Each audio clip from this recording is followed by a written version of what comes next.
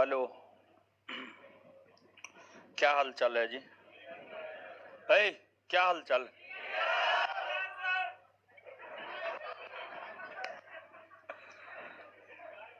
चलिए, अच्छा न है तो जाइए गंगा नदी में कूद के जान दे दीजिए। क्या जी? और सावन चल रहा है।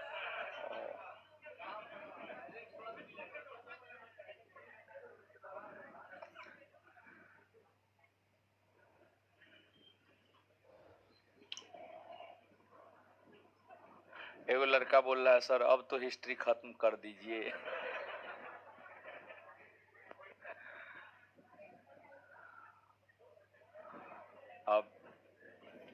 अब खत्म हो जाएगा। ये 12 नंबर चैप्टर है। 13 में है गांधी जी और 14 में है सुभाष चंद्र बोस। खत्म। उसके बाद स्वतंत्रता आंदोलन का है। स्वतंत्रता आंदोलन के बाद का काल है, तो वो पढ़ाएंगे नहीं हम। कहिएगा तो नोट दे देंगे, पढ़ाएंगे ना। नोट दे देंगे। 2 चैप्टर और है। ठीक है, 2 चैप्टर और है, 2 चैप्टर और, बस 2 चैप्टर और। ऐसे तो टोटल नोट जो बना है उसमें टोटल 19 चैप्टर है। 19 चैप्टर है टोटल। तो खैर वो सब चीज बताना है नहीं हमको। ठीक है, तो बस इसके बाद 2 चैप्टर और पढ़ाएंगे। 2 चैप्टर और बस। वर्ल्ड हिस्ट्री नहीं पढ़ाएंगे अभी। वर्ल्ड हिस्ट्री नहीं पढ़ाएंगे, नहीं पढ़ाएंगे। वर्ल्ड हिस्ट्री अभी नहीं पढ़ाएंगे। इसके बाद ज्योग्राफी पढ़ाएंगे। ज्योग्राफी पढ़ाएंगे। वर्ल्ड हिस्ट्री बाद में पढ़ाया जाएगा। बाद में पढ़ाया जाएगा, बाद में। ठीक है, क्या बोल रहे हैं? हाँ, अरे जो बोल रहे हैं बोलिए ना, सही से बोलिए ना। है है मत आइए, हम आएंगे। ठीक है, आज हम ही आने वाले थे लेकिन फिर छोड़ दिए। आएंगे।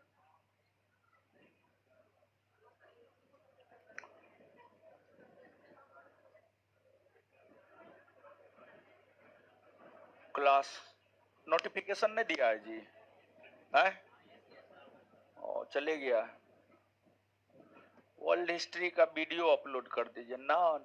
पढ़ा देंगे, बाद में पढ़ाएंगे। पहले इंडियन ज्योग्राफी पढ़िएगा तब ना वर्ल्ड ज्योग्राफी पढ़िएगा। टीचर का एग्जाम कब है? हाँ, उससे पहले हो जाएगा मॉडर्न।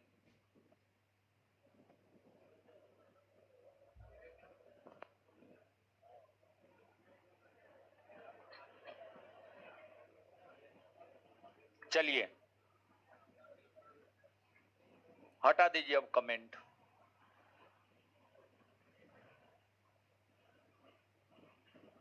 आ जाइए। पिछले क्लास में हम आपको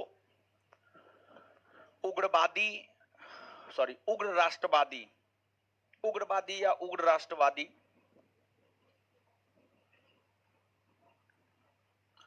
उग्र राष्ट्रवादी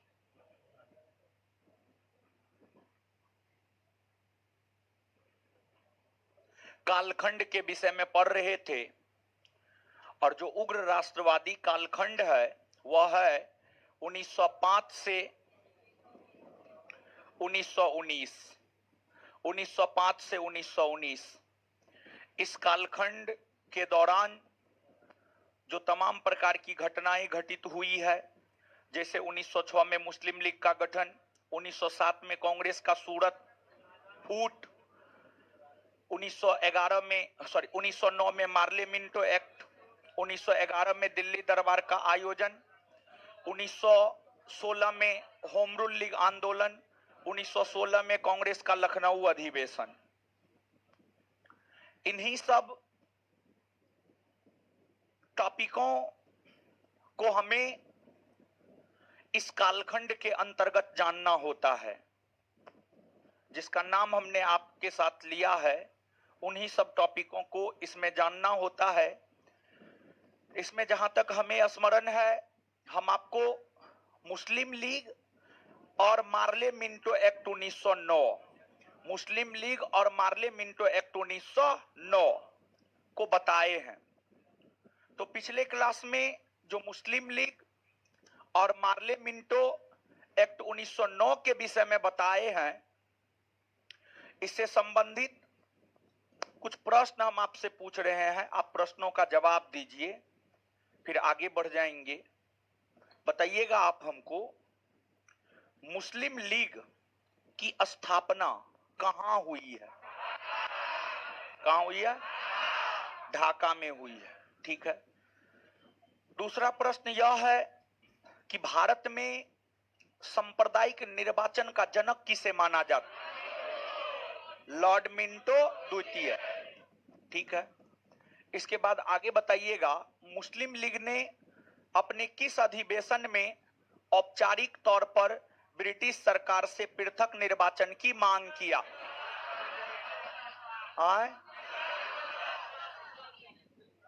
1908 के अमृतसर अधिवेशन। चलिए ठीक है, बहुत बढ़िया। इसके बाद आगे बताइएगा कि किसने 1909 के मार्ले मिंटो सुधार पर टिप्पणी करते हुए यह कहा कि हम नाक के मुंह में दांत बोड़े? लॉर्ड मिंटो ने खत लिखकर मार्ले को कहा। लॉर्ड मिंटो ने खत लिखकर मार्ले को कहा। ठीक है, मार्ले को कहा। ठीक है। इसके बाद आगे बताइएगा कि जो आपको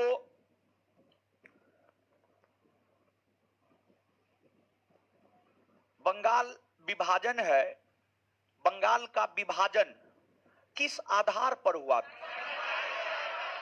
सांप्रदायिक आधार पर हुआ था। बिपिन चंद्र पाल किस विचारधारा के नेता है? उग्रवादी, उग्रवादी विचारधारा के। चलिए ठीक है, बहुत बढ़िया। अब देखिए मुस्लिम लीग, देखिए जिस प्रकार से कांग्रेस का वार्षिक अधिवेशन लगभग प्रत्येक वर्ष, उसकी स्थापना 1885 से लेकर 1947 ईस्वी तक हुआ, उसी प्रकार से आगे आ जाइए ना, पीछे में जगह नहीं, आगे आ जाइए। ठीक है, बैठिए, जिस पे 4 गो बैठाइए, किसी पे बैठ जाइए। उसी प्रकार से जब मुस्लिम लीग का गठन 1906 में हुआ, तो मुस्लिम लीग के गठन होने के बाद मुस्लिम लीग का भी अलग अलग वर्षों में वार्षिक अधिवेशन आयोजित हुए, लेकिन मुस्लिम लीग के वार्षिक अधिवेशन से संबंधित ना के बराबर प्रश्न पूछा जाता है या कभी कताल प्रश्न पूछा जाता है, फिर भी आपके नोट में मुस्लिम लीग के वार्षिक अधिवेशन से संबंधित प्रश्न जो है दे दिया गया है। मुस्लिम लीग का वार्षिक अधिवेशन दे दिया गया है। अब मुस्लिम लीग का जो वार्षिक अधिवेशन महत्वपूर्ण है, उसी की चर्चा सबसे पहले यहां पर हम करेंगे, क्योंकि यहीं पर हम आपको पिछले सेशन में छोड़े थे। हाँ या ना? यहीं पर छोड़कर हम खत्म कर दिए थे पिछले सेशन को। तो मुस्लिम लीग के महत्वपूर्ण वार्षिक अधिवेशन की चर्चा हम आपके साथ कर रहे हैं। पहले आप बोर्ड पर यहां पर चीजों को देख लीजिए, समझ लीजिए, और फिर जो है आपको नोट में हम आपको टिक मरवा देंगे या आप स्वयं टिक मार लेंगे। मुस्लिम लीग के जिस वार्षिक अधिवेशन के विषय में हम आपके साथ चर्चा करेंगे, मुस्लिम लीग के जिस वार्षिक अधिवेशन के विषय में हम आपके साथ चर्चा करेंगे, उसको जो है आपको टिक मार लेना है, बाद बाकी नहीं भी याद रखेंगे कहीं कोई दिक्कत नहीं होगा। देखिए, आपको मुस्लिम लीग का गठन 1906 में हुआ। मुस्लिम लीग का एक अधिवेशन, क्रम उरम नहीं याद रखिएगा, कभी भी मुस्लिम लीग का क्रम ना पूछा है ना पूछेगा। मुस्लिम लीग के अधिवेशनों में एक अधिवेशन 1908 में हुआ था। 1908 में जो अधिवेशन हुआ था, यह अधिवेशन अमृतसर में हुआ था। यह अधिवेशन अमृतसर में हुआ था और अमृतसर में जो यह अधिवेशन हुआ था, इस अधिवेशन की अध्यक्षता सर सैयद अली इमाम ने किया था। 1908 के अमृतसर के मुस्लिम लीग के वार्षिक अधिवेशन की अध्यक्षता सर सैयद अली इमाम ने किया था। और इस अधिवेशन के दौरान ही मुस्लिम लीग की एक शाखा लंदन में अमीर अली के नेतृत्व में स्थापित किया गया था। इसी अधिवेशन में मुस्लिम लीग की एक शाखा लंदन में स्थापित किया गया था और लंदन में मुस्लिम लीग की शाखा अमीर अली के नेतृत्व में स्थापित किया गया था। अमीर अली के नेतृत्व में स्थापित किया गया था। फिर इसके बाद मुस्लिम लीग का एक महत्वपूर्ण वार्षिक अधिवेशन 1915 में हुआ। 1915 में मुस्लिम लीग का वार्षिक अधिवेशन मुंबई में आयोजित हुआ था। 1915 ईस्वी में मुस्लिम लीग का वार्षिक अधिवेशन मुंबई में आयोजित हुआ था और मुंबई में जो वार्षिक अधिवेशन आयोजित हुआ था, इस अधिवेशन की अध्यक्षता मजहर उल हक ने किया था। मजहर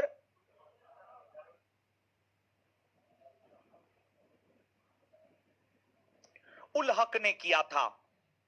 देखिए, यह अधिवेशन परीक्षा के लिहाज से क्यों महत्वपूर्ण है? परीक्षा के लिहाज से यह अधिवेशन इसलिए महत्वपूर्ण है क्योंकि कांग्रेस का वार्षिक अधिवेशन अलग शहर में होता था, मुस्लिम लीग का अलग शहर में। कांग्रेस का जैसे कलकत्ता में हो रहा है तो मुस्लिम लीग का लाहौर में होता था। तो दोनों संगठनों का वार्षिक अधिवेशन अलग अलग शहरों में होता था। दोनों संगठनों का वार्षिक अधिवेशन अलग अलग शहरों में होता था, अलग अलग शहरों में होता था। लेकिन पहली बार 1915 ईस्वी में कांग्रेस और मुस्लिम लीग दोनों का वार्षिक अधिवेशन एक ही शहर में आयोजित हुआ। बात अगर आप कांग्रेस की करेंगे और कांग्रेस को याद करेंगे तो आपको यह पता चलेगा कि कांग्रेस का वार्षिक अधिवेशन भी 1915 में मुंबई में ही हुआ था, जिस अधिवेशन की अध्यक्षता सर सत्येंद्र प्रसाद सिन्हा ने किया था। सर सत्येंद्र प्रसाद सिन्हा ने किया था। वहीं 1915 में मुस्लिम लीग का वार्षिक अधिवेशन मुंबई में हुआ, जिसकी अध्यक्षता मजहर उल हक ने किया। मजहर उल हक ने किया। अब ध्यान से आप इस बात को सुनिएगा। यहां से प्रश्न कैसे पूछा जा सकता है और क्या प्रश्न पूछा जा सकता है? यहां से प्रश्न यह पूछा जा सकता है, पहली बार कब और कहां, पहली बार कब और कहां कांग्रेस और मुस्लिम लीग का वार्षिक अधिवेशन एक साथ आयोजित हुआ? पहली बार कब और कहां कांग्रेस और मुस्लिम लीग का वार्षिक अधिवेशन एक साथ आयोजित हुआ? इस प्रश्न का उत्तर होगा 1915 और मुंबई। 1915 और मुंबई। 1915 और मुंबई। इस बात को आप समझ पा रहे हैं? यह काफी शानदार क्वेश्चन है, काफी अच्छा क्वेश्चन है, पूछने लायक क्वेश्चन है, पूछने लायक क्वेश्चन है। ये समझ गए? इस बात को आप याद रखेंगे। इसके बाद बात अगर वर्ष 1916 की करें, 1916 ईस्वी में भी कांग्रेस और मुस्लिम लीग दोनों का वार्षिक अधिवेशन एक ही शहर में आयोजित हुआ। 1916 ईस्वी में भी कांग्रेस और मुस्लिम लीग दोनों का वार्षिक अधिवेशन एक ही शहर में आयोजित हुआ। वह शहर था लखनऊ। और लखनऊ में 1916 ईस्वी में मुस्लिम लीग का जो वार्षिक अधिवेशन आयोजित हुआ था, इस अधिवेशन की अध्यक्षता मोहम्मद अली जिन्ना ने किया था। मोहम्मद अली जिन्ना,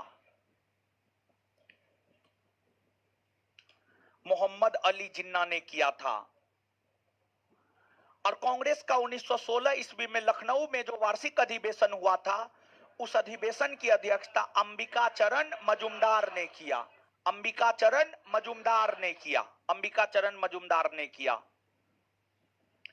और देखिए 1916 में लखनऊ में कांग्रेस और मुस्लिम लीग का जो वार्षिक अधिवेशन आयोजित हुआ, इसमें कांग्रेस और मुस्लिम लीग के बीच समझौता हुआ, जिस समझौता को लखनऊ समझौता कहा जाता है या कांग्रेस लीग पैक्ट कहा जाता है। कांग्रेस लीग पैक्ट या लखनऊ समझौता कहा जाता है। और इस समझौता के तहत कांग्रेस ने मुसलमानों को दिए जाने वाले पृथक निर्वाचन के अधिकार की मांग को स्वीकार किया, तो वही मुस्लिम लीग ने कांग्रेस को यह कहा कि भारत के स्वतंत्रता आंदोलन में मुस्लिम लीग कांग्रेस का सहयोग करेगा। कांग्रेस का सहयोग करेगा। और देखिए कांग्रेस और मुस्लिम लीग के बीच सबसे मधुर संबंध जिस कालखंड में रहा है, वह कालखंड है 1916 से 1922 का कालखंड। कांग्रेस और मुस्लिम लीग, कांग्रेस और मुस्लिम लीग के बीच जो सबसे मधुर संबंध रहा है, जो सबसे अच्छा संबंध रहा है, वह 1916 से 1922 का कालखंड है। 1916 से 1922 का कालखंड है। किताबी भाषा में इस कालखंड को कांग्रेस और लीग के मतैक्य का काल कहा जाता है। कांग्रेस और लीग के मतैक्य, कांग्रेस और लीग के मतैक्य का काल कहा जाता है। कांग्रेस और लीग के मतैक्य का काल कहा जाता है। मतैक्य यानी मित्रता का काल, मित्रता का काल। इस समय कंधा से कंधा मिलाकर कांग्रेस और मुस्लिम लीग, इस समय कंधा से कंधा मिलाकर कांग्रेस और मुस्लिम लीग एक दूसरे का सहयोग कर रहा था। एक दूसरे का सहयोग कर रहा था। एक दूसरे का सहयोग कर रहा था। इस समय के संदर्भ में हम बात कर रहे हैं। और मुस्लिम लीग की भी मजबूरी हो गई थी कांग्रेस का समर्थन करना। इस समय मुस्लिम लीग की मजबूरी कांग्रेस का समर्थन करना क्यों हो गया था? देखिए इसी समय प्रथम विश्व युद्ध हुआ था। आप याद कीजिए, फर्स्ट वर्ल्ड वॉर 1914 से 1918। और प्रथम विश्व युद्ध के दौरान ब्रिटिशों ने तुर्की के खलीफा को अपमानित किया। और तुर्की के खलीफा पूरे विश्व जगत के मुसलमानों के खलीफा माने जाते थे। तो जब तुर्की के खलीफा को ब्रिटिशों ने अपमानित किया, तो भारतीय मुसलमानों को लगा कि अंग्रेज तो हमारे प्रतिनिधि का अपमान कर रहा है। और जब अंग्रेज हमारे प्रतिनिधि का अपमान कर रहा है, तो हमें अंग्रेजों का विरोध करना चाहिए। कांग्रेस तो पहले से अंग्रेज के विरोध में था ही, लेकिन जब प्रथम विश्व युद्ध के दौरान अंग्रेज ने तुर्की के खलीफा को अपमानित किया तो भारतीय मुसलमान भी अंग्रेजों के विरोध में आकर खड़ा हो गया और फिर भारतीय मुसलमान और कांग्रेस दोनों एक दूसरे का सहयोग किया, दोनों कंधा से कंधा मिलाकर एक दूसरे के साथ काम किया और अंग्रेजी सरकार को चुनौती दिया। ये बात हुई। इसके बाद मुस्लिम लीग का जो अगला महत्वपूर्ण अधिवेशन है, मुस्लिम लीग का अगला महत्वपूर्ण अधिवेशन 1919 ईस्वी में अमृतसर में हुआ। 1919 ईस्वी में मुस्लिम लीग का जो अगला महत्वपूर्ण अधिवेशन अमृतसर में हुआ, यह जो अधिवेशन है, इस अधिवेशन की अध्यक्षता हकीम अजमल खां ने किया था। हकीम अजमल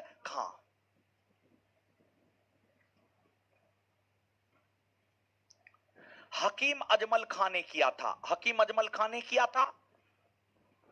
और इस अधिवेशन का महत्व क्यों है, तो देखिए, इस्लाम धर्म में एक पर्व मनाया जाता है बकरीद।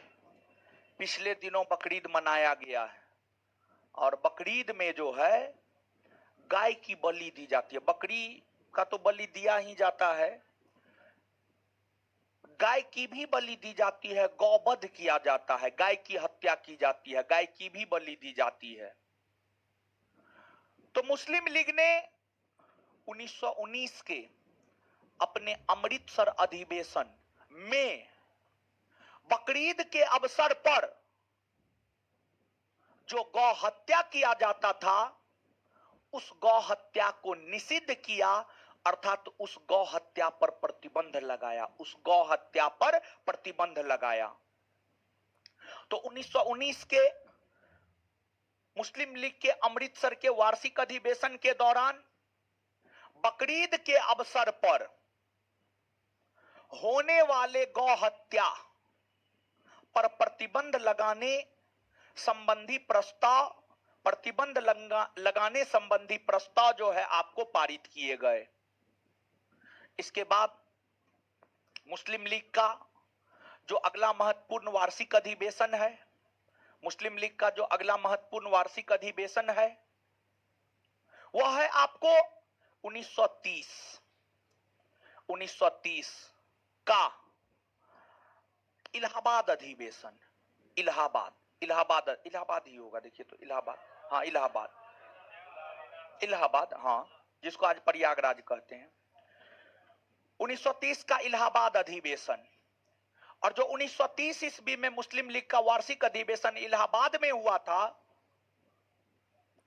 इस अधिवेशन की अध्यक्षता मोहम्मद इकबाल ने किया था। किसने किया था? मोहम्मद इकबाल ने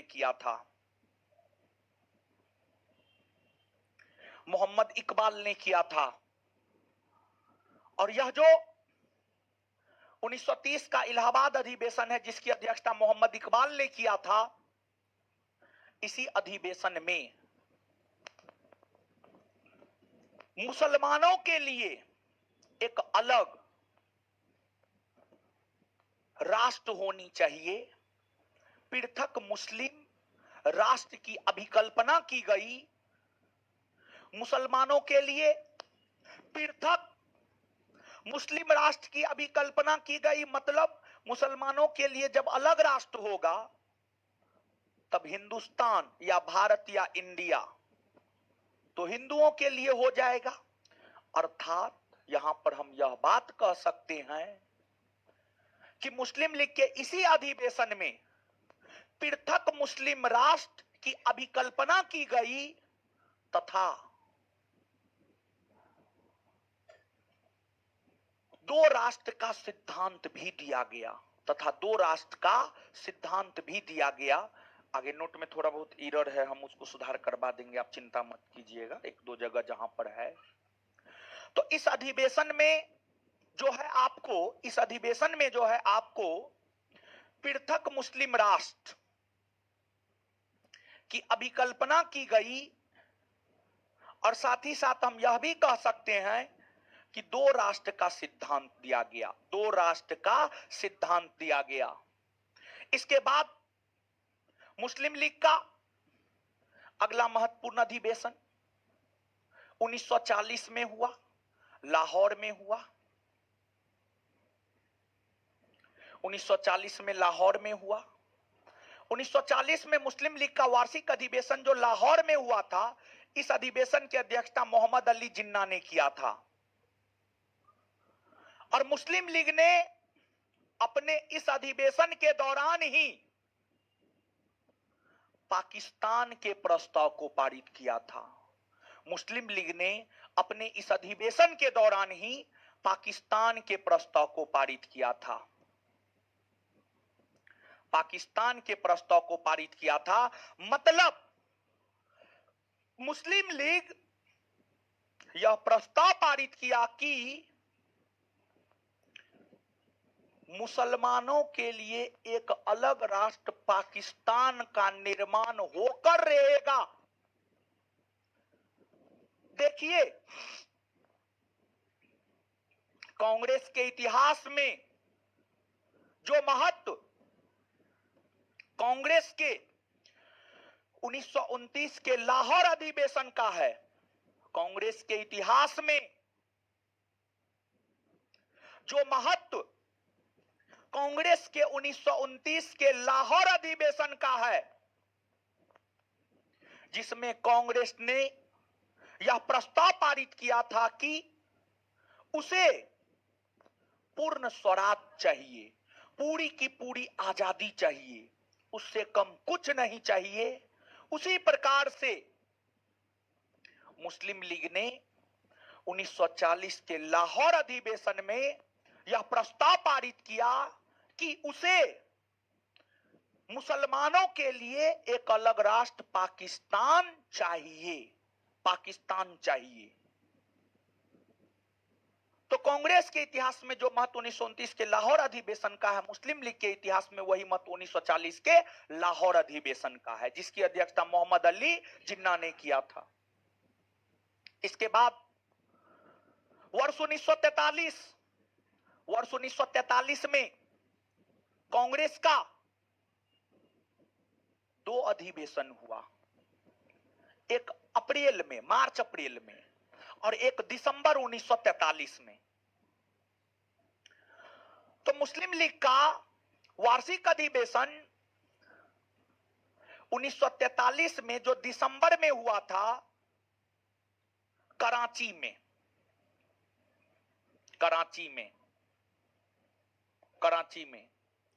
मुस्लिम लीग का 1943 में दिसंबर में, या दिसंबर 1943 ईस्वी में, मुस्लिम लीग का दिसंबर 1943 ईस्वी में कराची में जो वार्षिक अधिवेशन हुआ था, 1943 के जगह 45 लिखा हुआ है, ठीक है, 45 लिखा हुआ है, देखिए ना, है ना, अरे यहाँ पे देखिए ना, दिसंबर 1945 सबसे लास्ट वाला, देखिए ना, सबसे लास्ट वाला दिसंबर 1945 है ना, यहां पर 1943 कर लीजिएगा।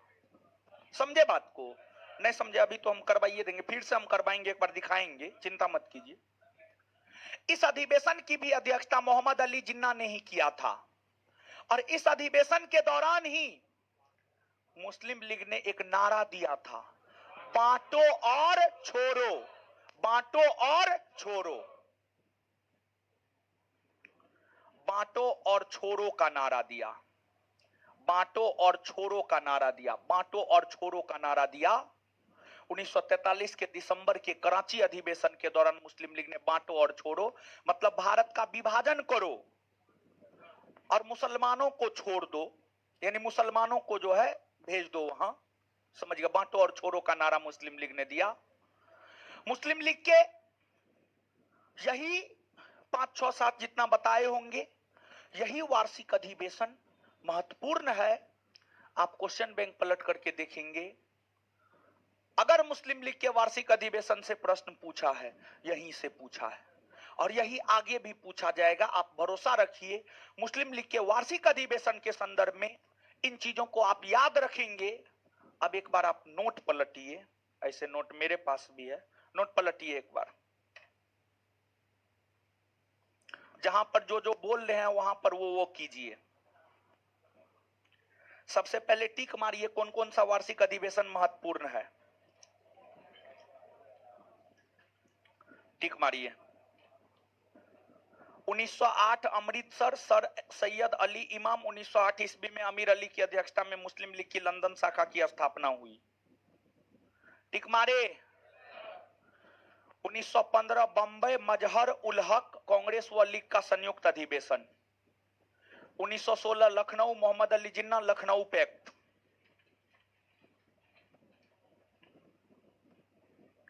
1919 अमृतसर हकीम अजमल खान बकरीद के अवसर पर गौवध निषिद्ध का प्रस्ताव पारित, यानी गौवध प्रतिबंध का प्रस्ताव पारित।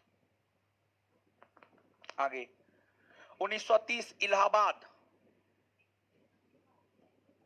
1930 इलाहाबाद, 1940 लाहौर, 1940 लाहौर लास्ट।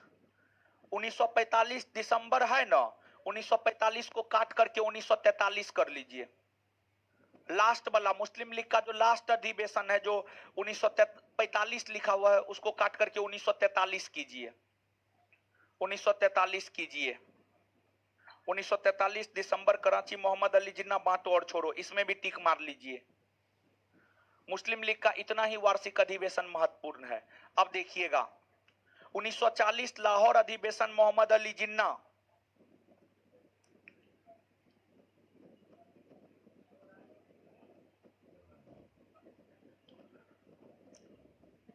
1940 लाहौर अधिवेशन मोहम्मद अली जिन्ना, दो राष्ट्र का सिद्धांत कौमा कौमा कौमा पाकिस्तान का प्रस्ताव पारित किया गया, कौमा पाकिस्तान का प्रस्ताव पारित किया गया, कौमा पाकिस्तान का प्रस्ताव पारित किया गया,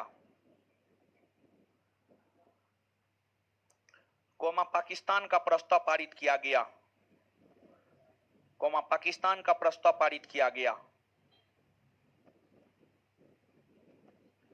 देखिए 1930 में जो इलाहाबाद में वार्षिक अधिवेशन हुआ था, इसमें जो दो राष्ट्र का सिद्धांत प्रतिपादित किया गया था वो अस्पष्ट था, समझ, वो अस्पष्ट था, इसलिए यहां पर नहीं भी लिखिएगा तो कहीं कोई दिक्कत नहीं है आपको, समझ गए?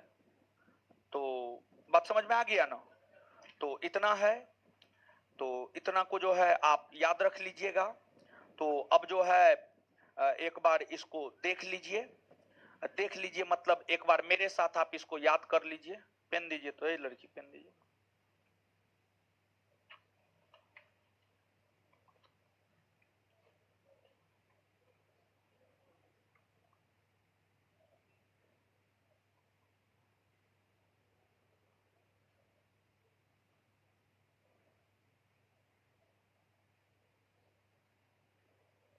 चलिए लीजिए,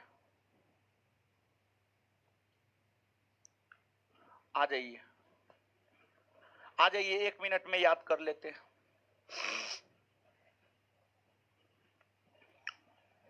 मुस्लिम लीग का 1908 में अधिवेशन कहां हुआ?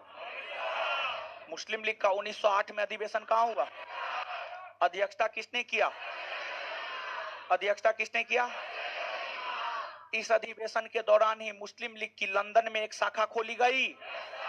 आए, मुस्लिम लीग के किस अधिवेशन के दौरान लंदन में मुस्लिम लीग की एक शाखा खोली गई? 1908 अमृतसर। अच्छा, लंदन में मुस्लिम लीग की एक शाखा किसके नेतृत्व में खोली गई? किसके नेतृत्व में? किसके नेतृत्व में? पहली बार कांग्रेस और मुस्लिम लीग का संयुक्त अधिवेशन कब और कहां हुआ? 1915। 1915। अच्छा, 1915 के मुस्लिम लीग के मुंबई अधिवेशन की अध्यक्षता किसने किया? किसने किया है? 1915 के मुस्लिम लीग के मुंबई अधिवेशन की अध्यक्षता किसने किया? 1916 के मुस्लिम लीग के लखनऊ अधिवेशन की अध्यक्षता किसने किया? किसने किया है? मोहम्मद अली। 1916 में भी कांग्रेस और मुस्लिम लीग दोनों का वार्षिक अधिवेशन एक ही स्थान पर न कहां हुआ था? कहां हुआ था? अच्छा, कौन सा कालखंड, कांग्रेस और मुस्लिम लीग के मध्य की या मित्रता का कालखंड कहा जाता है?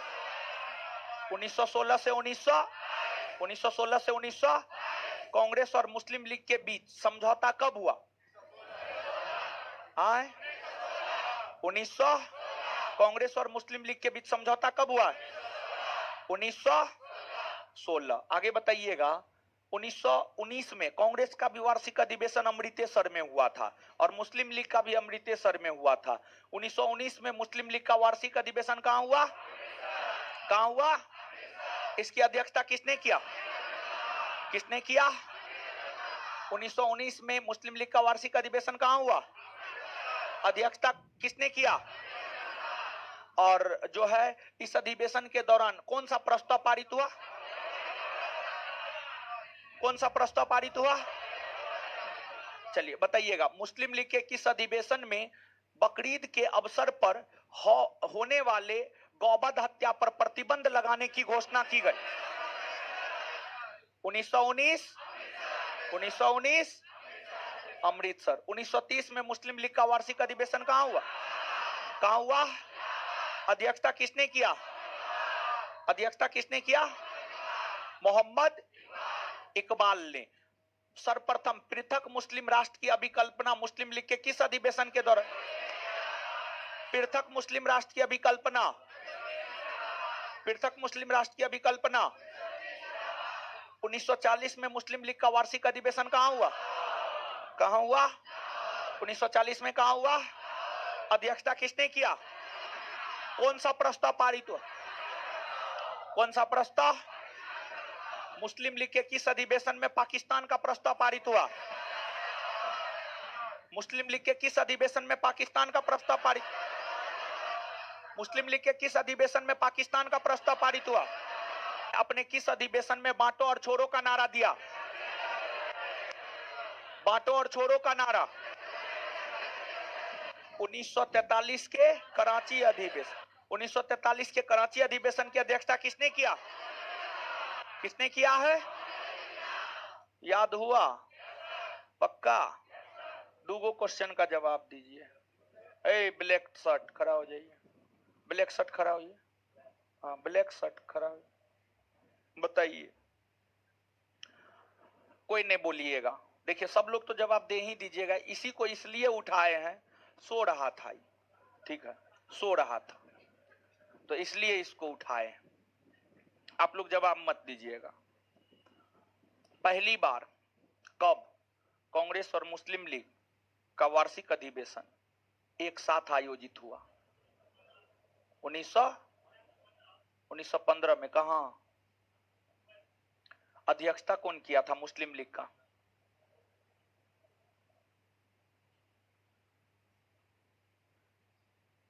1915 के मुंबई के कांग्रेस अधिवेशन की अध्यक्षता कौन किया था? सत्येंद्र नाथ सिन्हा, सत्येंद्र प्रसाद सिन्हा। मुस्लिम लीग का वार्षिक अधिवेशन का अध्यक्षता कौन किया था? सोया मत कीजिए, ठीक है, बैठ जाइए। चलिए अब देखिएगा, मुस्लिम लीग के विषय में हो गया। 1906 खत्म हो गया, 1906 का वर्ष खत्म हो गया। अब 1907 में कांग्रेस में फूट पड़ी थी, जिस फूट को इतिहास में सूरत फूट कहा जाता है। क्या कहा जाता है? सूरत फूट कहा जाता है। ऐसे तो ये पहले भी बताए हैं, हमको लगता है नहीं बताना चाहिए लेकिन फिर भी बता देते हैं। सूरत फूट 1907, सूरत फूट 1907। देखिए ध्यान दीजिएगा, सुनिएगा। सूरत फूट 1907 आप सब लोग जानते हैं क्या हो रहा है? मनी एक्सचेंज हो रहा है।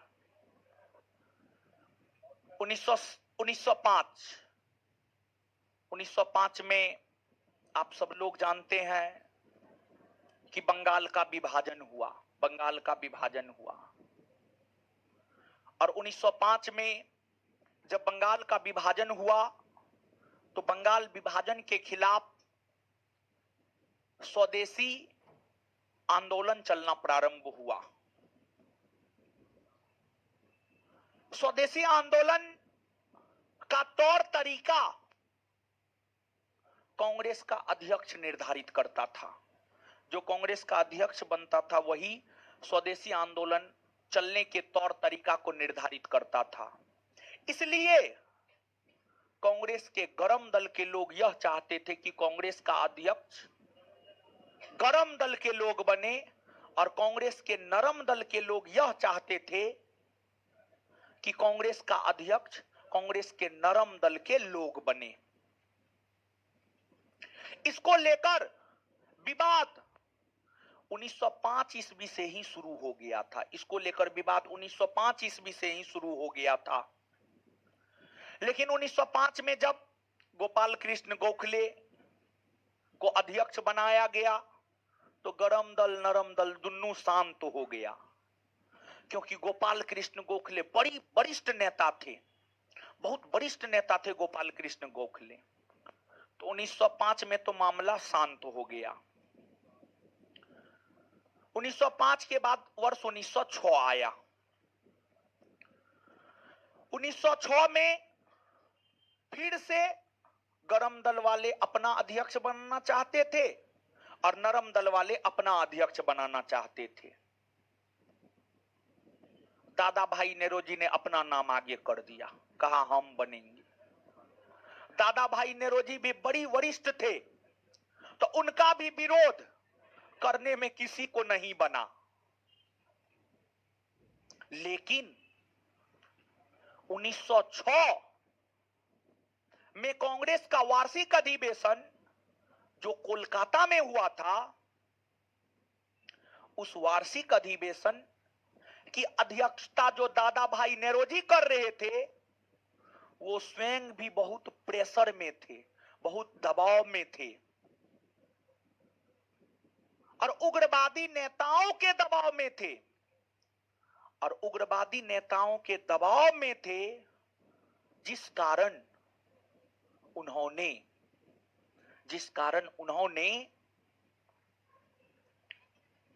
कांग्रेस के मंच से खुले तौर पर पहली बार स्वराज शब्द का प्रयोग किया।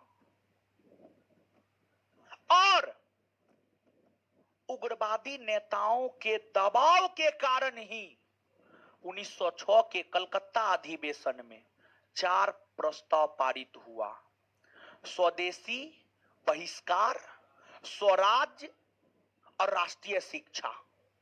ध्यान से सुनिएगा, 1906 के कांग्रेस के कलकत्ता अधिवेशन की अध्यक्षता भले दादा भाई नेरोजी कर रहे थे, लेकिन वे उग्रवादियों के दबाव में थे, दबाव में थे। और उग्रवादियों के दबाव के कारण ही दादा भाई नेरोजी ने 1906 के कलकत्ता अधिवेशन में कांग्रेस के मंच से स्वराज शब्द का प्रयोग किया तथा 4 प्रस्ताव पारित किया: स्वदेशी, बहिष्कार, स्वराज और राष्ट्रीय शिक्षा संबंधी 4 प्रस्ताव पारित किया। आपसे पूछा जाता है यह प्रश्न, कांग्रेस ने अपने किस अधिवेशन में स्वदेशी, बहिष्कार, स्वराज और राष्ट्रीय शिक्षा संबंधी प्रस्ताव पारित किया? तो उत्तर हो जाएगा 1906 का कलकत्ता अधिवेशन। स्वदेशी प्रस्ताव के अंतर्गत यह कहा गया कि स्वदेशी वस्तुओं के उपयोग पर बल दिया जाएगा। स्वदेशी वस्तुओं के उपयोग पर बल दिया जाएगा। मतलब जो देशी वस्तु है, जो भारत में निर्मित वस्तु है, उसके उपयोग पर बल दिया जाएगा। और बहिष्कार के अंतर्गत कहा गया कि विदेशी वस्तुओं का बहिष्कार करेंगे, अंग्रेजों के वस्तुओं का बहिष्कार करेंगे। और स्वराज के अंतर्गत कहा गया कि भारत है तो भारत में भारतीयों का शासन होना चाहिए।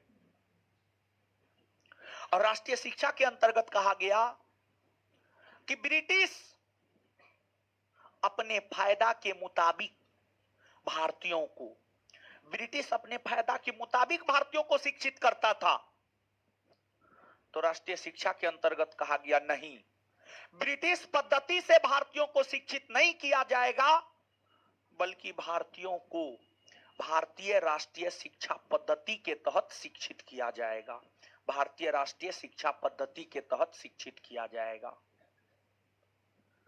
जब ये प्रस्ताव पारित हुए तो उग्रवादियों को लगा कि हमारा जो डिमांड था वो तो पूरा हुआ हद तक। फिर वर्ष 1907 आया, वर्ष 1907 जब वर्ष 1907 आया तो एक तो वर्ष 1907 में कांग्रेस का वार्षिक अधिवेशन नागपुर में होना था, नागपुर में होना था, नागपुर में होना था। और नागपुर कांग्रेस के उग्रवादी नेताओं का गढ़ हुआ करता था। नागपुर उस समय, नागपुर महाराष्ट्र में पड़ता है, उस समय नागपुर कांग्रेस के उग्रवादी नेताओं का गढ़ हुआ करता था, उग्रवादी नेताओं का गढ़ हुआ करता था। तथा नागपुर में जो कांग्रेस का वार्षिक अधिवेशन होना था तो उग्रवादी नेताओं का गढ़ नागपुर था। तो नागपुर के कांग्रेस के स्वागत समिति के अधिकतर सदस्य उग्रवादी विचारधारा के थे। अगर नागपुर में कांग्रेस का वार्षिक अधिवेशन 1907 में हो जाता तो कोई उग्रवादी नेता ही कांग्रेस का अध्यक्ष बनता, कोई उग्रवादी नेता ही कांग्रेस का अध्यक्ष बनता। लेकिन उदारवादियों ने, कांग्रेस के उदारवादी विचारधारा के नेताओं ने येन केन प्रकारेण कांग्रेस का वार्षिक अधिवेशन नागपुर में नहीं होने दिया, बल्कि नागपुर से हटाकर सूरत स्थानांतरित कर दिया और कहा ना, नागपुर में नहीं होगा 1907 का वार्षिक अधिवेशन, सूरत में होगा, सूरत में होगा। और सूरत कांग्रेस के उदारवादी नेताओं का गढ़ हुआ करता था, कांग्रेस के उदारवादी नेताओं का गढ़ हुआ करता था, कांग्रेस के उदारवादी नेताओं का गढ़ हुआ करता था सूरत। अब कांग्रेस का वार्षिक अधिवेशन सूरत स्थानांतरित हो गया और सूरत में पकड़ था उदारवादी नेताओं का। तो अब उदारवादी नेता अपने मन मुताबिक जो हुआ वो किया।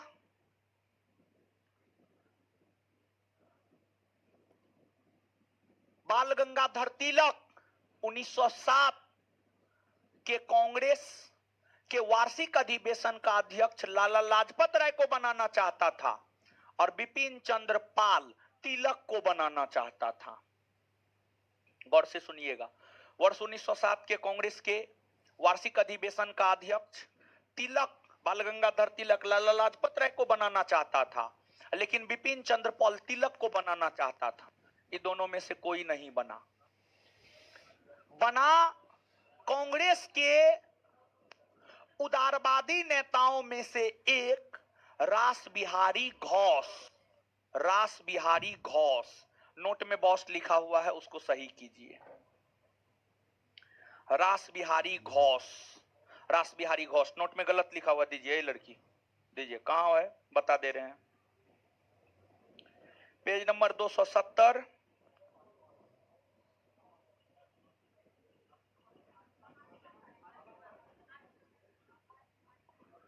एक दो तीन चार पांच छह सात आठ, आठवां पॉइंट, पेज नंबर 270, आठवां पॉइंट, पेज नंबर 270, आठवां पॉइंट, पेज नंबर 270, आठवां पॉइंट, आठवां पॉइंट में है, सूरत के कांग्रेस अधिवेशन 1907 में उदारवादियों ने पुनः एक बार कूटनीतिक चाल के द्वारा अपने ग्रुप के व्यक्ति रास बिहारी घोष को अध्यक्ष चयनित करवा दिया बॉस को काट करके घौस कर लीजिए, बॉस को काट करके घौस कीजिए, बॉस को काट करके घौस कीजिए। घौस कर लिए, चलिए कर लीजिए आप भी, ठीक है। बॉस को काट करके घौस कर लीजिए, कर लिए, चलिए। तो अब अंततः उदारवादी अपने कूटनीति का प्रयोग करते हुए 1907 के वार्षिक अधिवेशन का अध्यक्ष रासबिहारी घोष को बना दिया। इसके बाद कांग्रेस के जो उग्रवादी नेता थे वे कांग्रेस के उदारवादी नेताओं को लेकर नारेबाजी की, सभा स्थल पर नारेबाजी किया, विरोध किया। लेकिन इसके बावजूद कांग्रेस का वार्षिक अधिवेशन इसलिए यहां हो गया क्योंकि अंग्रेजों का साथ कांग्रेस के उदारवादियों के साथ था। जब सूरत में हो रहे कांग्रेस के 1907 के वार्षिक अधिवेशन के विषय में अंग्रेजी सरकार की पुलिस को पता चला कि हंगामा हो रहा है सभा स्थल पर, तो अंग्रेजी सरकार की पुलिस वहां पहुंची और उग्रवादियों को सभा स्थल से बाहर कर दिया। उग्रवादियों को सभा स्थल से बाहर कर दिया, यानी लाल बाल पाल, अरविंद घोष को सभा स्थल से बाहर कर दिया।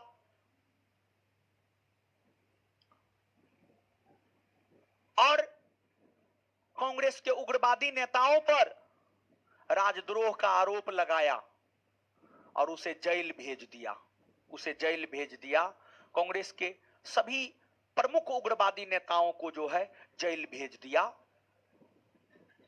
और बाल गंगाधर तिलक 1908 से 1914 ईस्वी तक मांडले जेल बर्मा में लगभग 6 वर्ष तक रहे। उस दौरान ही उन्होंने गीता रहस्य नामक पुस्तक की रचना की थी। गीता रहस्य नामक पुस्तक की भी जो है आपको रचना की थी। तो ये कांग्रेस के 1907 का सूरत फूट है। यहां पर मैक्सिमम बात तो आपको याद ही होगा क्योंकि हम आपको पहले भी बता चुके हैं, मैक्सिमम बात आपको याद होगा। तो यहां पर बता दीजिए कि जो है आपको कांग्रेस में पहली बार फूट कब पड़ी है? 1907 सूरत। 1907 के सूरत अधिवेशन की अध्यक्षता कौन किया? रासबिहारी। कांग्रेस के मन से पहली बार स्वराज शब्द का प्रयोग कब किया? 1906 में। किसने किया? दादा भाई। अच्छा एक बात बताइएगा, 1907 में कांग्रेस का वार्षिक अधिवेशन होना कहां था? होना कहां था? हुआ कहां? हुआ कहां? सूरत में हुआ। इसके बाद आगे बताइएगा, कांग्रेस ने अपने किस अधिवेशन में स्वदेशी बहिष्कार, स्वराज और राष्ट्रीय शिक्षा संबंधी प्रस्ताव पारित किया? 1906 का 1906 का कलकत्ता अधिवेशन। इसके बाद आगे क्या है? मार्ले मिंटो सुधार। मार्ले मिंटो सुधार पहले भी बताए हैं, आगे पॉलिटी में भी बताए हैं, यहां पर बताने की कोई जरूरत नहीं है। इसके बाद आगे है दिल्ली दरबार। दिल्ली दरबार बताना होगा जी। दिल्ली दरबार तो हमको नहीं लगता है बताने की जरूरत है, लेकिन फिर भी बता देते हैं। मार्ले मिंटो तो पहले भी लास्ट क्लास में भी बताए। दिल्ली दरबार थोड़ा सा बता देते हैं। और उसके बाद क्या है? लखनऊ पैक्ट। और उसके बाद है होम रूल लीग आंदोलन। हम चाहते हैं जल्दी क्रांतिकारी आंदोलन पर आए। ये सब पहले बता चुके हैं कहीं ना कहीं, ठीक है, कहीं ना कहीं बता चुके हैं, समझे, हर चीज बता चुके हैं। खैर सुनिए,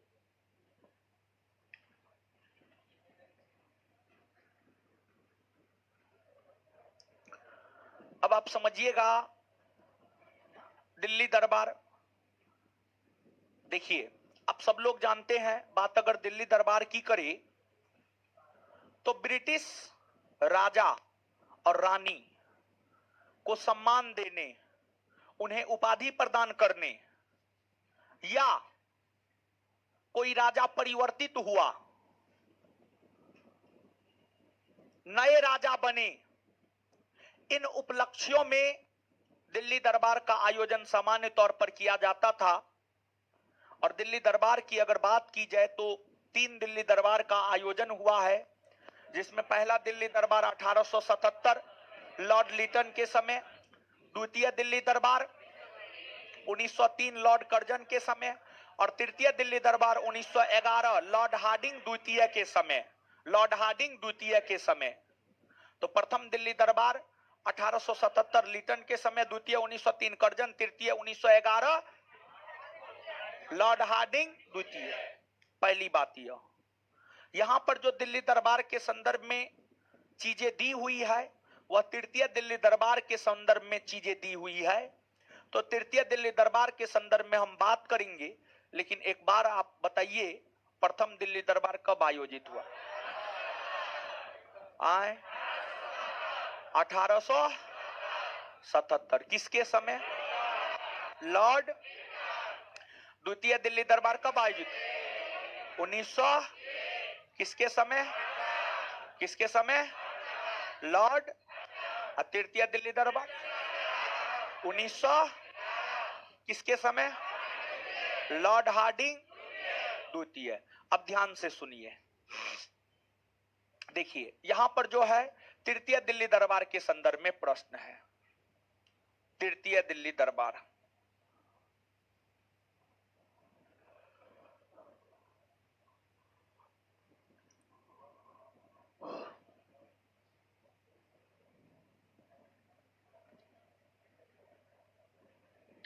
देखिए 1910-11 के समय, 1910-11 के समय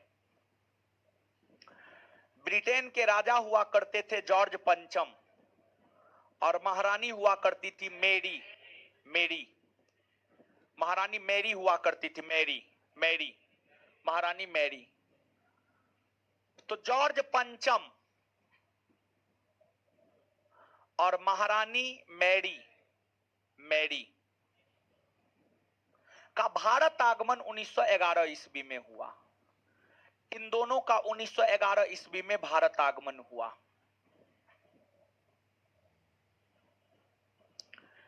इन दोनों का जब 1911 ईस्वी में भारत आगमन हुआ तो इन दोनों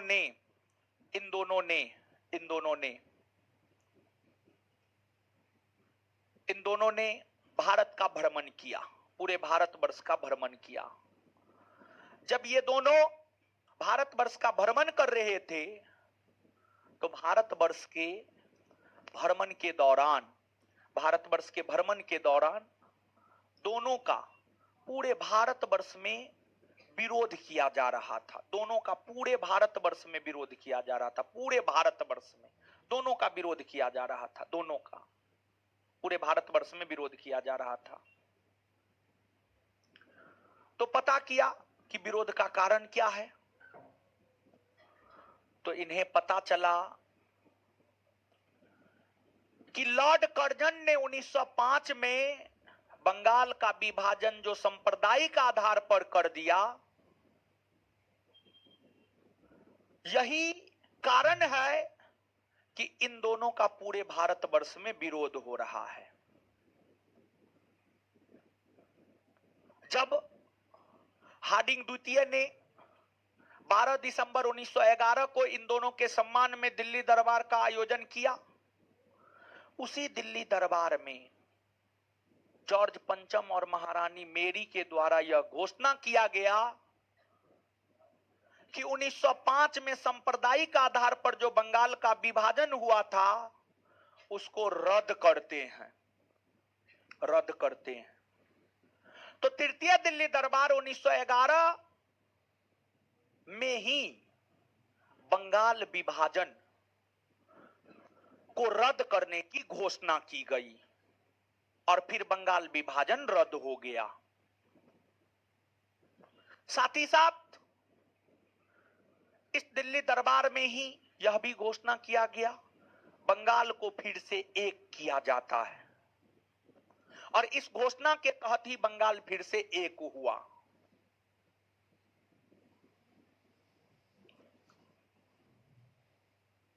भारतीयों की एक मांग यह थी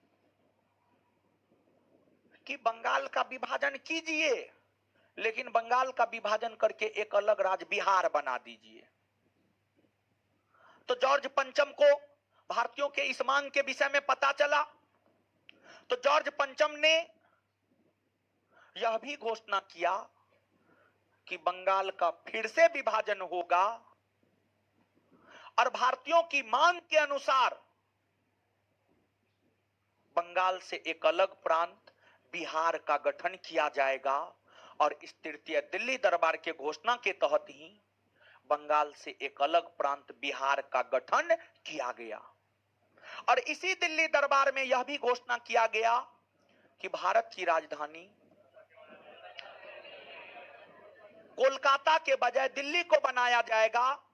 और इसी घोषणा के तहत भारत की राजधानी 1 अप्रैल 1912 ईस्वी से दिल्ली बनी।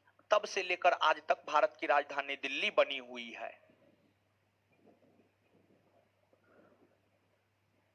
फिर से इस बात को सुनिएगा, तृतीय दिल्ली दरबार 1911 में कई प्रकार की घोषणाएं हुई। पहला, बंगाल विभाजन को रद्द किया गया। दूसरा, बंगाल को पुनर्गठित किया गया। तीसरा, बंगाल का पुनर्विभाजन किया गया। चौथा, बंगाल से एक अलग प्रांत बिहार का गठन किया गया। पांचवा, भारत की राजधानी कलकत्ता के बजाय दिल्ली को बनाया गया। छठा, दिल्ली 1 अप्रैल 1912 से भारत की राजधानी बनी। ये सभी दिल्ली दरबार 1911 के प्रावधान थे। और ये सभी बात आपसे पूछा जाता है, तो ये सभी बात आपसे पूछा जाता है, तो इन सभी बातों को आप याद रखिएगा, ठीक है। तो ये दिल्ली दरबार के विषय में हुआ। दिल्ली दरबार के बाद आगे है लखनऊ पैक्ट 1916। लखनऊ पैक्ट 1916।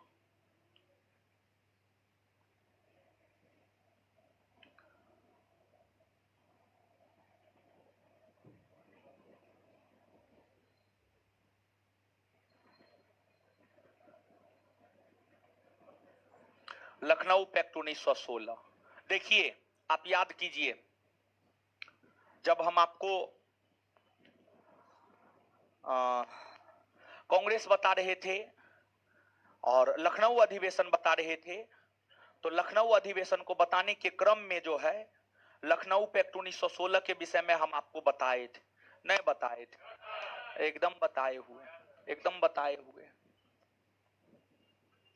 लेकिन फिर भी जान लीजिए, फिर से जान लीजिए, बताए हुए हैं, वही सब बात बताना है। फिर भी जान लीजिए, टॉपिक है यहाँ पर तो कहिएगा छोड़ दिए, लेकिन बताने का जरूरत है नहीं, यहाँ पे नहीं है बताने का जरूरत।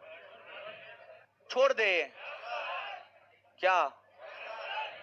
छोड़ देना, कोई दिक्कत नहीं ना, बताए हुए हैं।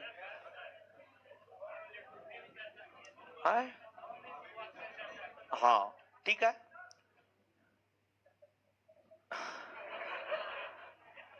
क्या विचार? लखनऊ पैक्ट 1916 छोड़ दे ना?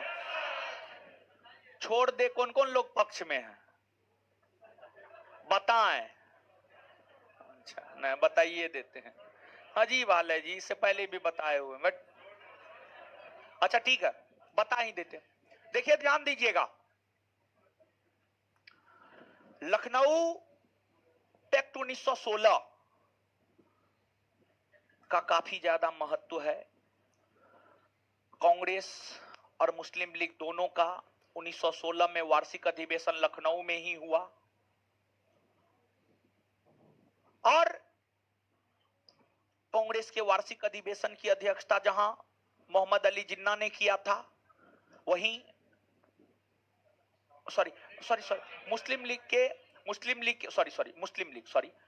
लीग के लखनऊ के 1916 के वार्षिक अधिवेशन की अध्यक्षता जहां मोहम्मद अली जिन्ना ने किया था, वही कांग्रेस के 1916 के लखनऊ अधिवेशन की अध्यक्षता अंबिका चरण मजूमदार ने किया।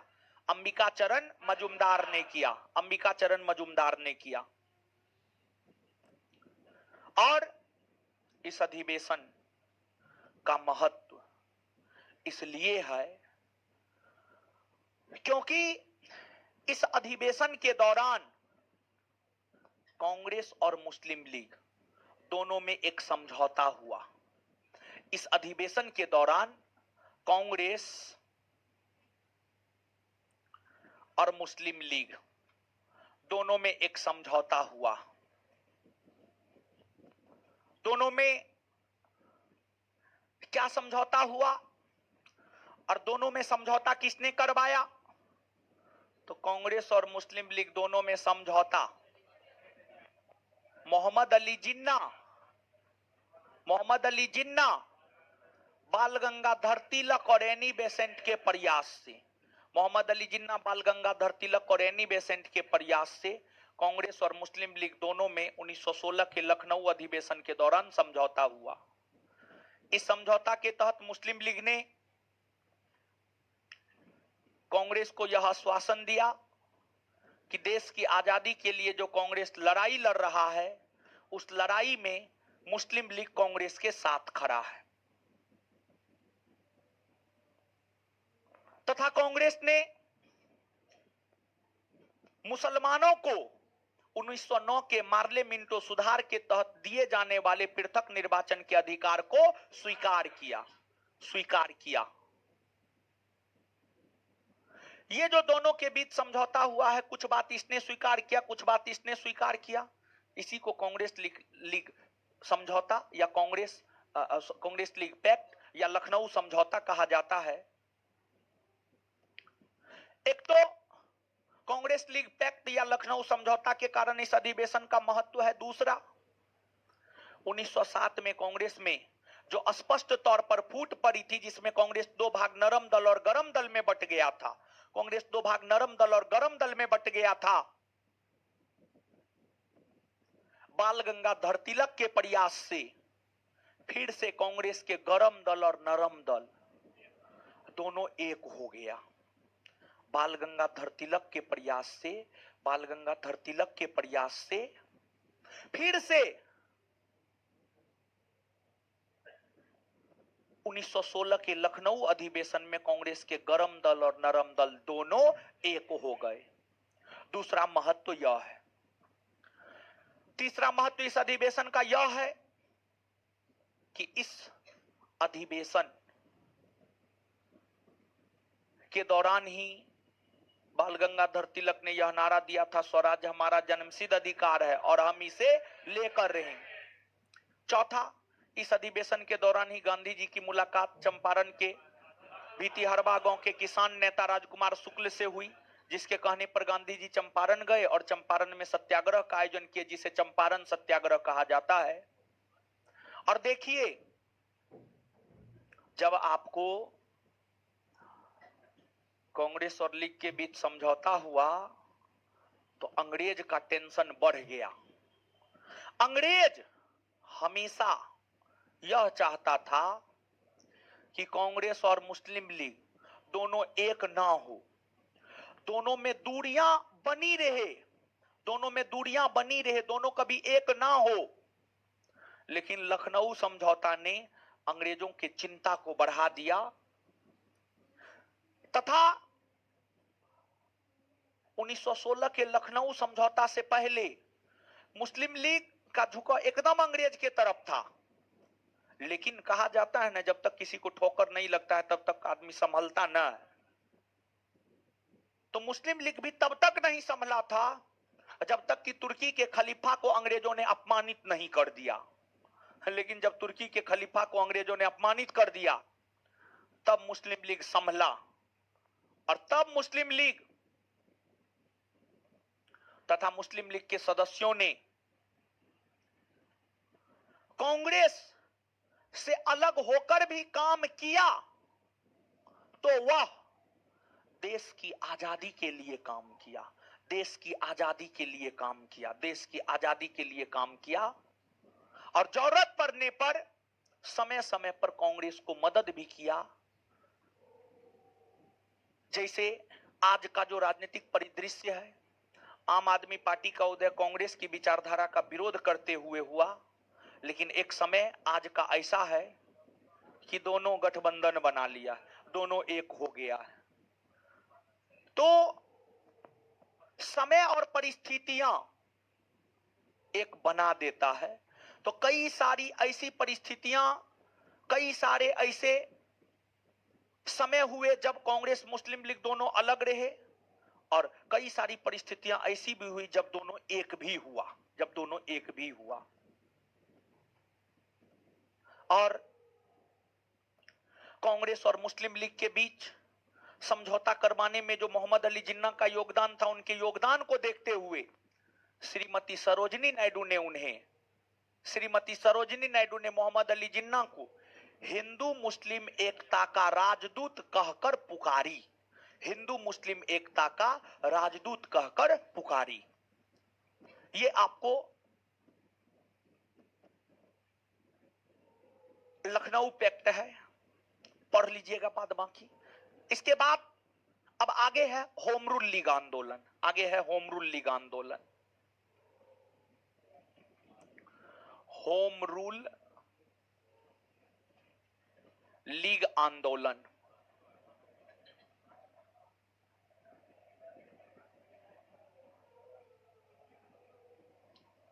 होम रूल लीग आंदोलन, ठीक है, होम रूल लीग आंदोलन। देखिए, होम रूल अंग्रेजी शब्द है, इसका अर्थ होता है हिंदी में गृह स्वशासन, गृह स्वशासन। गृह यानी घर, जिसका घर है शासन उसी का होना चाहिए।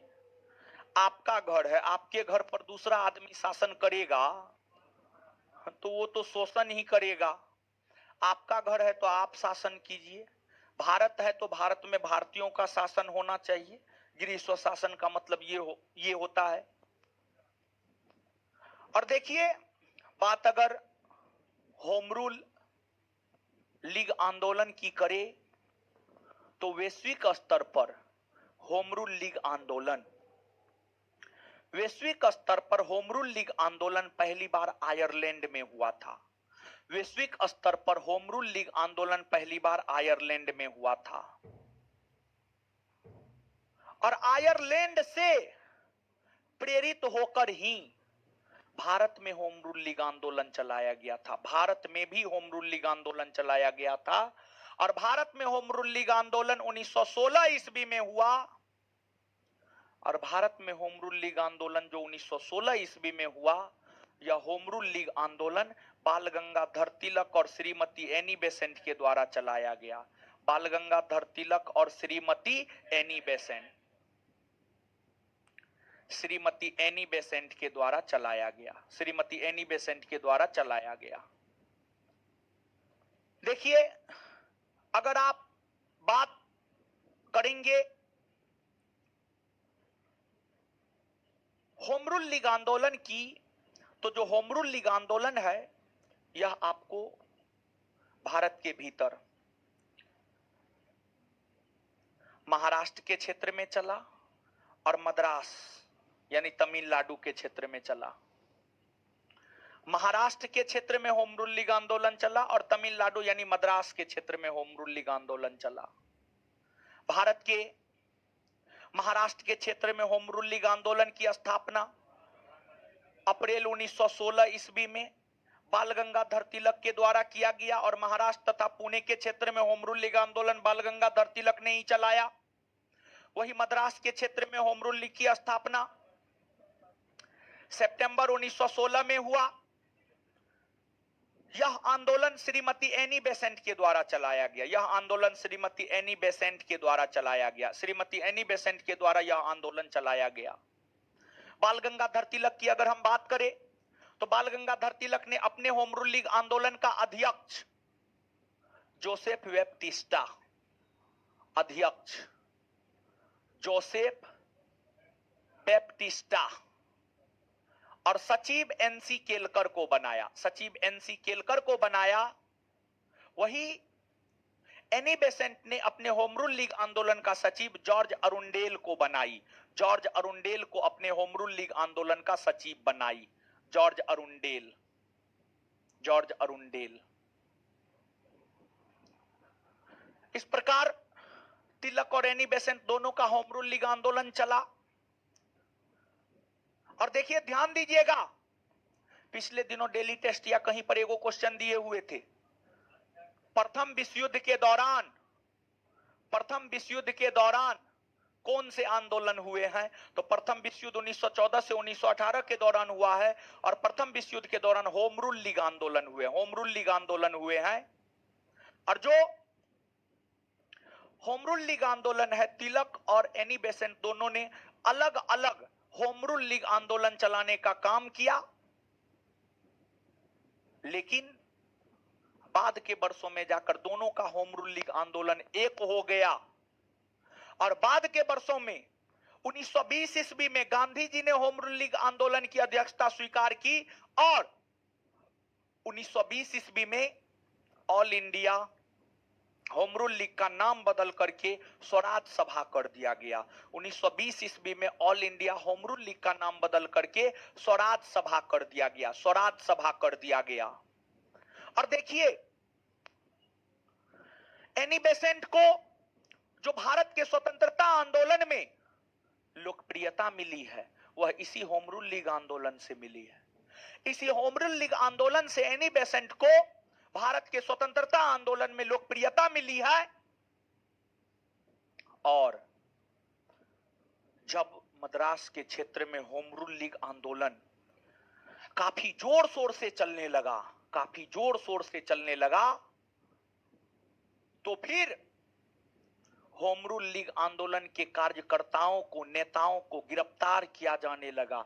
इसी क्रम में Shrimati Annie Besant, VP Wadia जैसे होम रूल लीग आंदोलन के अग्रिम पंक्ति के नेताओं को 1917 ईस्वी में गिरफ्तार कर लिया गया।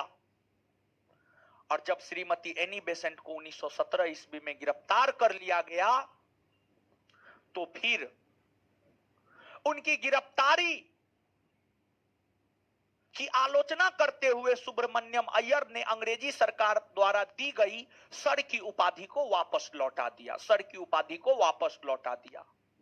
यानी जैसे आपको रविन्द्रनाथ टैगोर को अंग्रेजी सरकार ने सर और नाइटहुड की उपाधि दिया था। जलियांवाला बाग हत्याकांड के कारण रविन्द्रनाथ टैगोर ने सर और नाइटहुड की उपाधि अंग्रेजी सरकार को वापस लौटा दिया था। उसी प्रकार से जब होम रूल लीग आंदोलन के दौरान श्रीमती एनी बेसेंट को गिरफ्तार कर लिया गया, तो एनी बेसेंट के गिरफ्तारी के विरोध में, एनी बेसेंट के गिरफ्तारी के विरोध में, एनी बेसेंट के गिरफ्तारी के विरोध में सुब्रमण्यम अय्यर ने सर की उपाधि वापस लौटा दी, सर की उपाधि वापस लौटा दी। और कहा जाता है कि अगस्त 1917 में एक मॉन्टेग्यू घोषणा आई। अगस्त 1917 में एक मॉन्टेग्यू घोषणा आई, जिसे अगस्त घोषणा भी कहा जाता है। जिस अगस्त घोषणा में यह कहा गया था कि ब्रिटिश सरकार धीरे धीरे भारत में उत्तरदायी सरकार का निर्माण करेगी। जब अगस्त घोषणा 1917 में आई, तो उस अगस्त घोषणा के कारण श्रीमती एनी बेसेंट ने अपने आप को होम रूल लीग आंदोलन से अलग कर ली। और श्रीमती एनी बेसेंट अपने आप को होम रूल लीग आंदोलन से अलग कर ली, तथा बाल गंगाधर तिलक को वैलेंटाइन सिरोल ने भारतीय अशांति का जनक कहा था। बाल गंगाधर तिलक उस पर केस किया हुआ था, और उस केस की पैरवी में बाल गंगाधर तिलक 1918 में लंदन चले गए। तो हुआ ये कि अगस्त घोषणा के कारण एनी बेसेंट अपने आप को होम रूल लीग आंदोलन से अलग कर ली, और वैलेंटाइन के केस के संदर्भ में तिलक लंदन चले गए। तो होम रूल लीग आंदोलन के जो प्रमुख नेता थे वे होम रूल लीग आंदोलन से अलग हो गए, तो स्वाभाविक सी बात है होम रूल लीग आंदोलन बिना किसी परिणाम का समाप्त हो गया। होम रूल लीग आंदोलन बिना किसी परिणाम का समाप्त हो गया। यही होम रूल लीग आंदोलन है। होम रूल लीग आंदोलन के विषय में आप याद रखिएगा। आइए मेरे साथ याद कीजिए। चलिए, पहली बात, वैश्विक स्तर पर सर्वप्रथम होम रूल लीग आंदोलन कहां चला था? वैश्विक स्तर पर सर्वप्रथम होम रूल लीग आंदोलन कहां चला था? भारत में कब चला है? 1900। भारत में कब चला है? 1900। किसके नेतृत्व में? तिलक और महाराष्ट्र में होम रूल लीग आंदोलन किसने महाराष्ट्र में बाल गंगाधर तिलक, महाराष्ट्र में। और इसके बाद मद्रास में। अच्छा, तिलक ने अपने होम रूल लीग आंदोलन का अध्यक्ष किसे बनाया? Joseph Baptista. तिलक ने अपने होम रूल लीग आंदोलन का अध्यक्ष किसे बनाया? सचिव एनसी केलकर। सचिव, फिर से, तिलक ने अपने होम रूल लीग आंदोलन का अध्यक्ष किसे बनाया? तिलक ने किसे बनाया?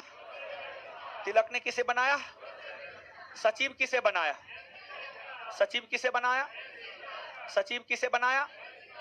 चलिए, इसके बाद आगे बताइएगा। एनी बेसेंट ने अपने होम रूल लीग आंदोलन का सचिव किसे बनाया?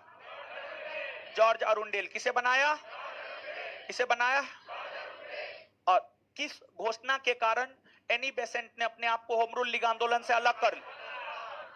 अगस्त घोषणा 1917। किस घोषणा के कारण एनी बेसेंट ने अपने आप को होम रूल लीग आंदोलन से अलग कर लिया? अगस्त घोषणा 1900। और होम रूल लीग आंदोलन बिना किसी परिणाम का समाप्त हुआ। अच्छा, होम रूल लीग आंदोलन का आगे चलकर 1920 में क्या नाम रखा गया? स्वराज सभा। क्या नाम रखा गया? स्वराज। बात क्लियर हुआ? याद हो गया ना? अब नीचे से लिखिए तो एक आध गो पॉइंट लिखिएगा नोट में जल्दी से।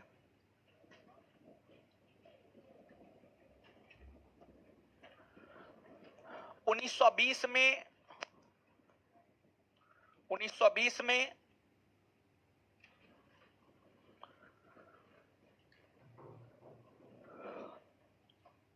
1920 में होम रूल लीग आंदोलन की अध्यक्षता महात्मा गांधी ने की।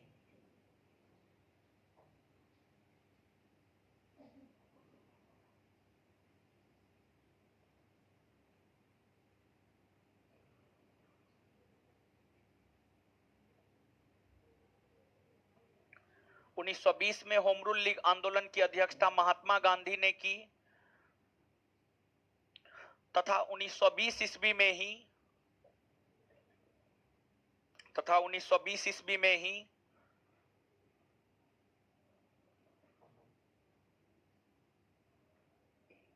1920 ईस्वी में ही all India home rule league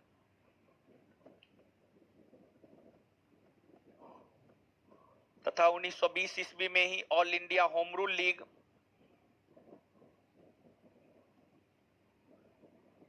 all India home rule league का नाम बदलकर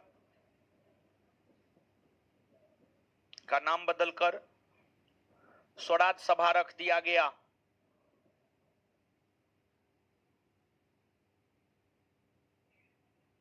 स्वराज सभा रख दिया गया। आगे, सर्वप्रथम होम रूल लीग आंदोलन आयरलैंड में चला था।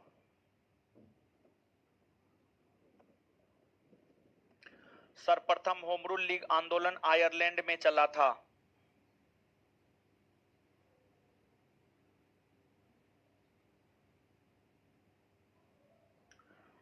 सर्वप्रथम होम रूल लीग आंदोलन आयरलैंड में चला था।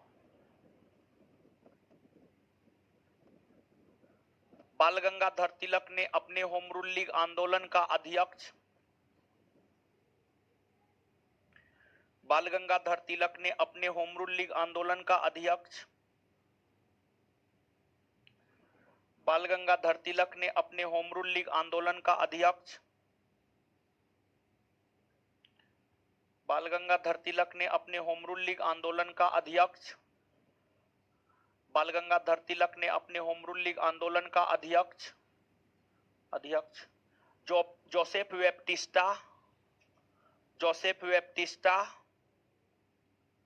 जोसेफ वेप्टिस्टा और सचिव एनसी केलकर को बनाया जोसेफ वेप्टिस्टा और सचिव एनसी केलकर को बनाया जोसेफ वेप्टिस्टा और सचिव एनसी केलकर को बनाया तथा एनी बेसेंट ने तथा एनी बेसेंट ने अपने आंदोलन का सचिव जॉर्ज अरुंडेल को बनाया तथा एनी बेसेंट ने अपने आंदोलन का सचिव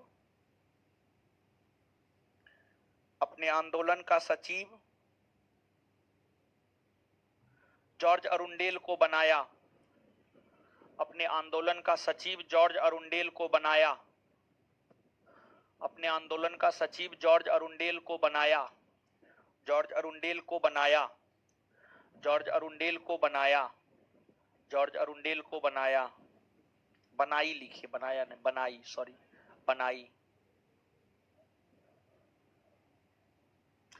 और सुब्रमण्यम अय्यर सर की उपाधि लौटाया था क्वेश्चन आंसर में है ये बात पिछले चैप्टर के क्वेश्चन आंसर में है ठीक है 83 84 85 नंबर क्वेश्चन है अंदाज उसी में से कोई नंबर क्वेश्चन है ठीक है चलिए अब इसके बाद आगे देखेंगे तो आगे है क्रांतिकारी आंदोलन आगे क्रांतिकारी आंदोलन तो आगे हम आपके साथ जो है अगले क्लास में चर्चा करेंगे क्रांतिकारी आंदोलन की एगो पॉइंट और लिखिए श्रीमती सरोजनी नायडू ने मोहम्मद अली जिन्ना को हिंदू मुस्लिम एकता का राजदूत कहकर पुकारी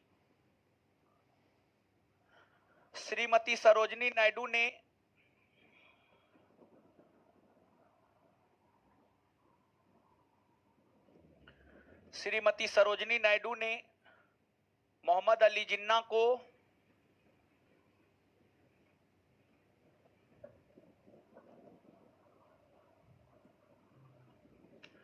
श्रीमती सरोजनी नायडू ने मोहम्मद अली जिन्ना को हिंदू मुस्लिम एकता का राजदूत कहकर पुकारी श्रीमती सरोजनी नायडू ने मोहम्मद अली जिन्ना को हिंदू मुस्लिम एकता का राजदूत कहकर पुकारी क्या करते हैं कमेंट उमेंट देखते हैं ना क्या क्या कमेंट आता क्वेश्चन और आता है क्वेश्चन और नहीं आ रहा है कुछ आता है आपको कुछ नहीं आता आए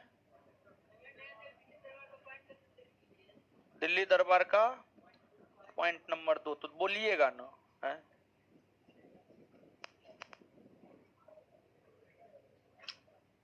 क्या है दिल्ली दरबार का पॉइंट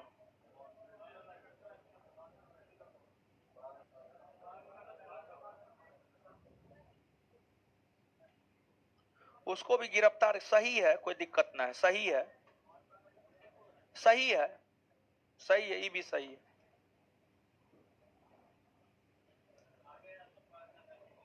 चलिए हाँ आगे तिलक का भी है समझिए चलिए अब इससे आगे भारत में क्रांतिकारी आंदोलन तो क्रांतिकारी आंदोलन की शुरुआत अब अगले क्लास में ही ना करेंगे इतना बात समझ में आ गया ना नोट को जाके पढ़ा कीजिए ठीक है पढ़ते हैं कि नहीं पढ़ते हाँ पढ़ा कीजिए चलिए अब होमवर्क सब क्या दिए थे दीजिए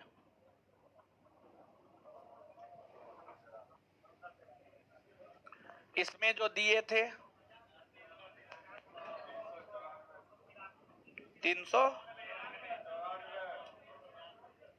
394 से आगे ना बताइए टिहरी बांध कौन राज्य में टिहरी बांध कौन राज्य में? सरदार सरोवर, तुंगभद्रा, हीराकुंड। कांच का गहरा नीला रंग किस कारण होता? कोबाल्ट। अमीबा किससे भोजन ग्रहण करता? प्रकाश का तरंग सिद्धांत किसने दिया? हाय जिंक। डीएनए किस में पाया जाता है? केंद्रक में। दांत के निर्माण में किस तत्व की सर्वाधिक भूमिका? कैल्शियम। जब समाज सभी नियमों को मापदंडों के साथ पालन करता है उसे क्या कहते हैं? समाजीकरण। संतोष ट्रॉफी का संबंध किससे है? जर्मनी की आधिकारिक मुद्रा। धान के खेत से किस प्रकार की गैस निकलती? CH4। चलिए आगे सुनिए, इसमें होमवर्क क्वेश्चन नंबर 1 से 50, पेज नंबर 407 से। क्वेश्चन बैंक में देखिए, क्वेश्चन नंबर 1 से 50, पेज नंबर 407 से 421, 50 क्वेश्चन लीजिए। इसमें क्या दिए थे? भारत में यूरोपीय कंपनियों का आगमन। इसमें अगला होमवर्क है ईस्ट इंडिया कंपनी और बंगाल के नवाब। ईस्ट इंडिया कंपनी और बंगाल के नवाब। इसमें अगला होमवर्क है ईस्ट इंडिया कंपनी और बंगाल के नवाब, आधुनिक का दूसरा चैप्टर। आगे जवाब दीजिए।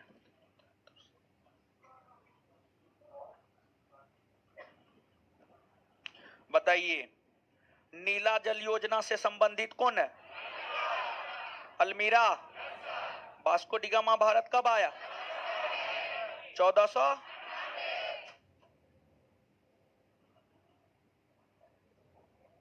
पुर्तगालियों ने भारत में निम्नलिखित में से किस स्थान पर प्रथम दुर्ग का निर्माण किया? कोचीन। निम्नलिखित ब्रिटिश कंपनियों में से किसे भारत में व्यापार करने का पहला अधिकार पत्र प्राप्त हुआ? लिबेंट कंपनी। बंगाल की निम्नलिखित फैक्ट्रियों में से जो एक पुर्तगालियों द्वारा स्थापित की गई थी कहां है? हुगली। कहां? हुगली। कलकत्ता किसने बसाया? जॉब। किस स्थान पर भारत में प्रथम नगर निगम स्थापित हुआ? कहां? मद्रास।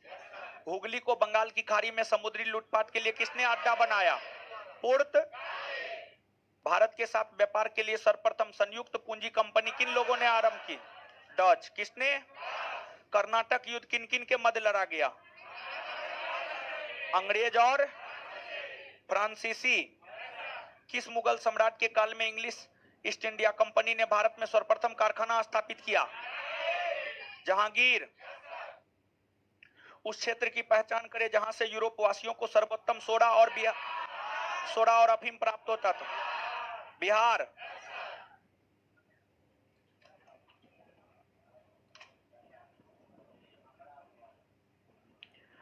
किसने ईस्ट इंडिया कंपनी के बारे में यह टिप्पणी की कि कंपनी एक असंगति है, परंतु यह उस व्यवस्था का भाग है जहां सब कुछ ही असंगत है?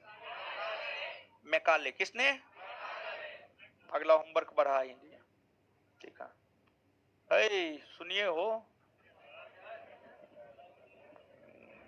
कल शनिवार है ना? अच्छा शनिवार है, ठीक है, कोई बात न है, शनिवार है तो अच्छी बात है। हाँ कल शनिवार है, कल टेस्ट है, ठीक है, और कल टेस्ट है 12:30 बजे से। क्या बजे से? और कल जो टेस्ट है 12:30 बजे से, वो नया सेंटर पर नहीं है बल्कि यही है, ठीक है, यही है। कल 12:30 बजे से टेस्ट है, और कल जो 12:30 बजे से टेस्ट है वो नया सेंटर पर नहीं है बल्कि यही है। कल 12:30 बजे से टेस्ट है, वो टेस्ट नया सेंटर पर नहीं है बल्कि यही है, पुराना सेंटर पर ही है, ठीक है।